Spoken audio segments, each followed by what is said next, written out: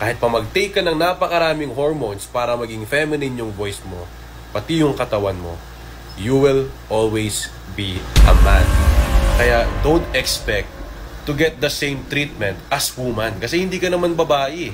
Okay guys, mag-share po tayo ng opinion natin. Komento po natin sa usapin po na ito. Nakita lang po natin to sa TikTok at in-upload po ito ni Shamzu 3.0.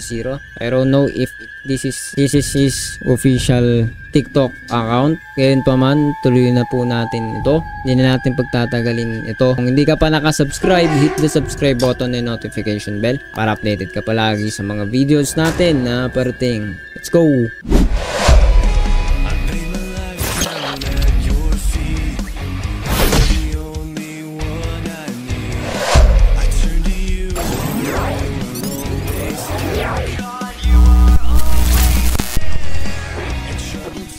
So yun nga mga tol, sabi po dito, no, may komento po dito kay kuya na nag-upload. Sabi dito, trans women are women po, and despite of your gender, everyone is entitled to give feedbacks. Okay, so play lang po natin muna itong video and then tignan natin mga comments mamaya. Pagkatapos nun ay syempre kung ano man mauna ay magbigay po tayo ng opinion. Play natin.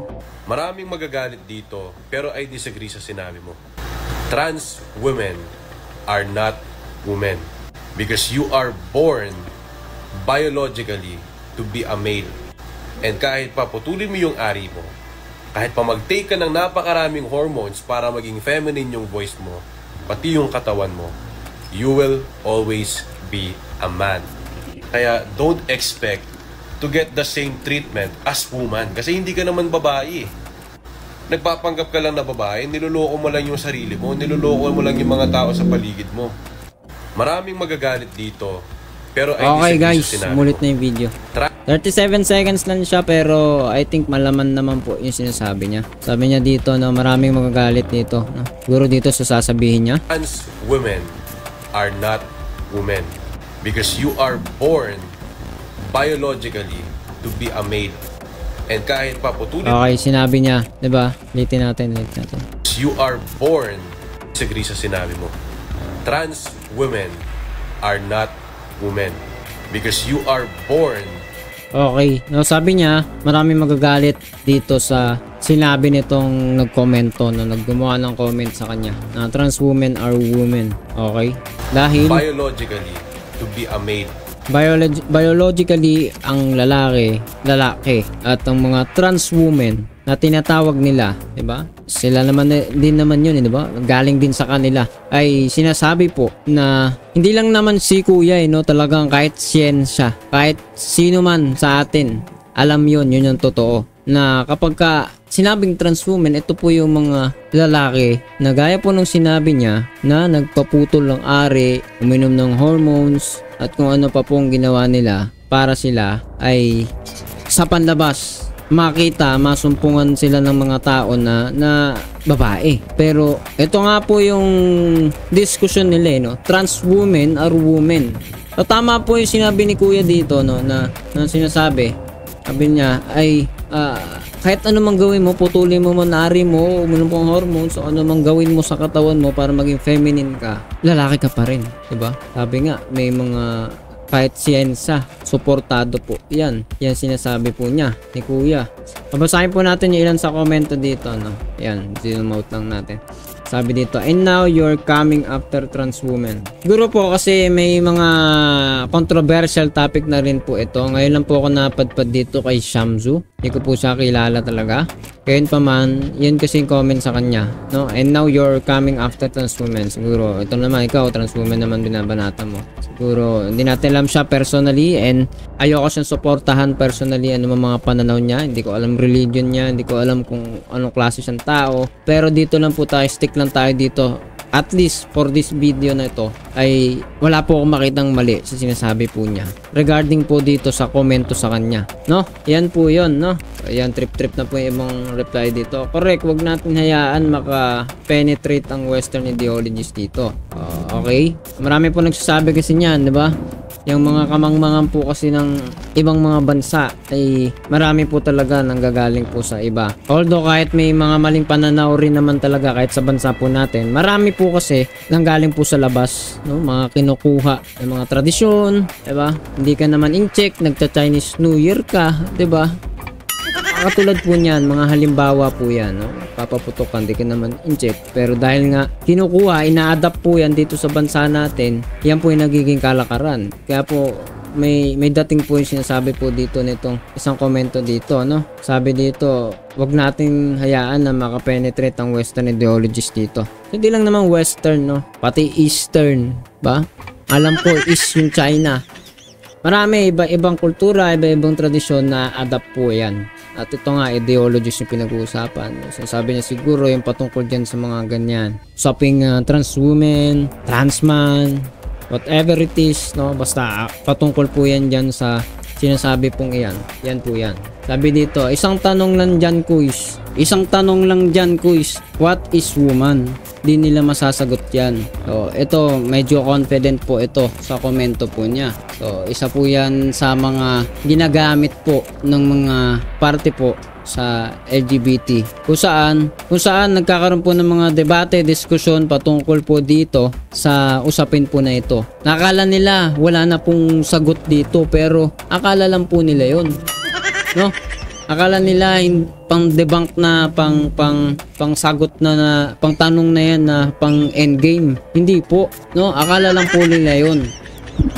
Akala po nila magkakaroon ng kalituhan po pagdating po sa question na yan. Pag tinanong mo yung isang taong matinong nag-iisip ng tama, ay tatanungin mo ng what is woman, parang ang dating magugulo na saka ayusan yung isang tao. Hindi po, hindi yun ganun, no?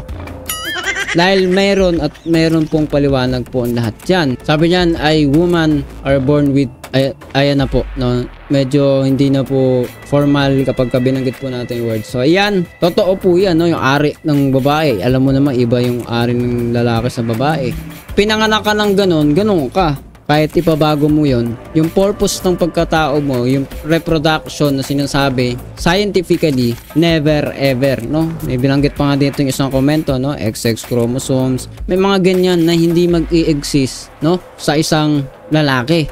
Sa babae lang matatagpuan, no? Kung meron mang babae na ganito yung kalagayan niya, halimbawa ay sinabi natin na ang babae pinanganak wala yung katulad po ng ari ng sa lalaki. Pag pinanganak na meron, 'di ba? Tapos makikita ninyo kahit sa mga usapin na medical, yan po ay tinatawag na abnormal.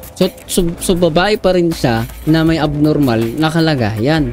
Hindi po katulad ng iniisip po ng mga tao na ba't sa ganito, ganyan, ganito, ganyan, naguluhan na, no? Meron at meron pa rin po yan. Una, 'di ba, sa reproduction, babae lang yung pwede magkaroon o magdala, magkaroon ng magdalang tao, no? Hindi never ever mangyayari po sa isang lalaki 'yon.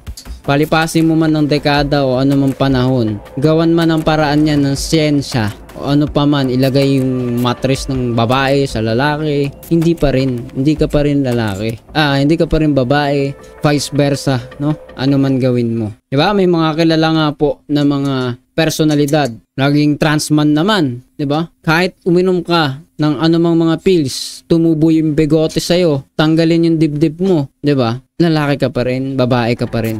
Babae ka pa rin kahit na may bigote ka na o ano pa man. Kasi yun, you know, hindi mo magagawang kontrahin ang realidad na ginawa ng manlilikha ng Diyos. Yun po yun, no? At kung dito nakikipagdebate itong mga ganito, madalas po yung mga ganitong komento ay ginagawa po yan ng mga ipinaglalaban po yung kalagayan na yun. Kasi hindi naman po ito patungkol sa kung sino yung magaling magsalita, magaling sa debate, ganito, ganyan. Ang usapin dito, ang tanong dito, ano po yung tama at mali. Kaya marami po, no? Kahit magtanong po kayo sa mga, kahit sa LGBT community, meron pong mga miyembro na hindi po nila ginagaya yung pananaw ng kapwa nila. Meron pong mga tao na nauunawaan, tanggap po nila na sila ay lalaki sila ay babae talaga, pero ayun nga po, yun yung kalagayan nila mentally, yun yung kalagayan nila emotionally, but never ever na sumagi sa isip nila or hindi nila pinaglaban yung sinasabi na katulad po dito sa nireplyan ni Kuya na comment, no? Sabi diyan, trans women are women. Trans women nga tapos women. Saan ka nakakita ng ganun? Trans women are women. Di women na lang nilagay mo sana, 'di ba? Woman is woman. Yan po yan. Trans woman is trans woman, 'di ba? Yung iba tawag nila transformer. Kasi nga nag-transform from the original na kalagayan niya, original state niya into another one. Yan po yan. Yan po yung pinag-uusapan po natin. At konti na lamang po at magpapaalam na po tayo. Konting basa po tayo dito. Sabi dito, kaya nga trans woman kasi naturally hindi sila woman. Transformers lang sila. So ayan. So minsan kasi ang nagiging problema lang po ng mga tao, kapag magpupuna po kayo, mag-share po kayo, may tatama kayong pananaw katulad po sa LGBT, sasabihin po natin na may paggalang pa rin. Minsan kasi yung mga tao talagang gusto na batuhin po eh. No, hindi po ganun. No, hindi natin sila mapipilit kung sa isip nila, pinaglalaban nila na sila babae o sila lalaki, kahit lalaki po sila. Kung pinaglalaban nila, kung gusto nila isipin na sila ay babae kahit lalaki sila, o gusto nilang isipin na sila lalaki kahit babae sila, wala po tayong magagawa doon. Buhay po nila yon. Pero may kalayaan tayo. Nakagaya po ni Kuya, gumagawa siya ng video. Gumagawa rin po tayong video dito. Lahat po tayo may kalayaan doon. Kapag sinasakal mo na yung kalayaan ng iba, doon po nagkakaroon ng problema. Diba? Kasi nga kapag makikita mo sinusulong na isang bahagi po nitong pinaglalaban po ng sa LGBT ay yung anti-discrimination, no? Nasasabi nga po natin sa mga naunang batas may mga early provisions na meron na po nagbabantay para sa diskriminasyon. Naman relihiyon mo, naman kasarian, kalagayan mo, naroon na po yan. I believe, disclaimer lang, pero naroon po yan. Yan po ay makikita naman po ninyo kahit i-search lamang ninyo sa internet na meron pong nagtatanggol, nagpoprotekta legally mga batas sa bawat isa. Pero bakit ko ba nabanggit yun? Kasi dito po sa LGBT may parte, isa pong malaking bahagi nila, yung pinaglalaban po nila yung anti-discrimination na ito, kung saan naman sasakali naman yung kalayaan po ng iba. Kung saan pag sinabing discrimination, hindi ka na po pwede magsalita ng against sa pananaw nila. 'Di ba? So it is so unfair, 'di ba? 'Di ba?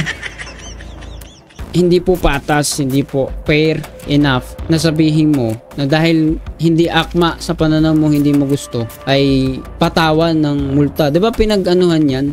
Pinagdebatihan yan, pinagdiskusyonan yan sa mga SOGI bill na debate, sa mga usapin ng anti-discrimination at kung ano pang related dito, at napapatunayan po yan na hindi na po yan kailangan. Kailangan lang po natin ng pagtanggap sa isa't isa. Tanggapin natin para sa atin na mga naniniwala sa salita po ng Diyos. Tanggapin po natin nag-i-exist po yung mga LGBT. Nag-i-exist po yung mga tao na tingin po nila babae sila kahit lalaki.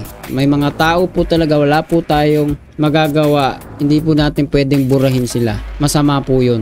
Wag po ninyong isipin yun. May mga babae talaga na iniisip nila lalaki sila, na may mga lalaki na iniisip na babae sila. Hindi po natin kaya, hindi po natin mapipilit sila. Pero sa isang banda, hindi rin naman nila tayo mapipilit na tanggapin yung ideolohiya, yung kaisipan na sila ay babae kahit lalaki sila, na sila ay lalaki kahit babae sila. So yun po yun. So walang pilitan, piliin mo kung ano yung tingin mo tama. And for me, tama yung sinasabi ni Kuya dito.